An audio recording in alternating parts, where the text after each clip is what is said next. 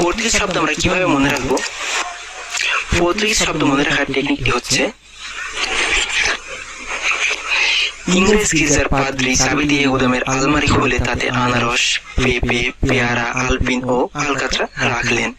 কেরানির মাধ্যমে সাবান দিয়ে কামরা ও বারান্দা পরিষ্কার করে জানালা খুলে নিলেন।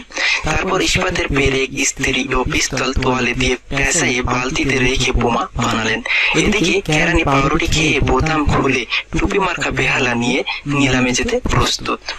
এটি হচ্ছে পর্তুগিজ শব্দ মনে রাখার স্পেশাল টেকনিক। আমরা এই টেকনিকের মাধ্যমে পর্তুগিজ শব্দগুলো মনে রাখতে পারবো। আসুন আমরা এখন দেখি পর্তুগিজ শব্দ কোনগুলো। পর্তুগিজ শব্দগুলো হচ্ছে ইংরেজ, গির্জা, পাদ্রী, চাবি, গুদাম, আলমারি, আনারস, পেঁপে, পেয়ারা, আলপিন, আলকাতরা, কেরানি, সাবান,